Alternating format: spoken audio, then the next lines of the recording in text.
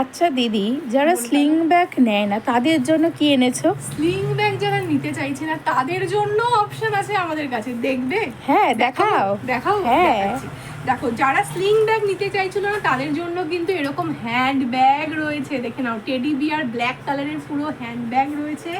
আচ্ছা, এরকম টাইপের রয়েছে ব্যাগ, ঠিক আছে, পার্স যেটাকে বলি আমরা, এরকমও কালেকশন রয়েছে। পার্সের প্রচুর কালেকশন রয়েছে, ছোট পার্স, বড় পার্স, সব সমস্ত পার্সের কালেকশন রয়েছে। আমি একটু তাও দেখিয়ে দিই।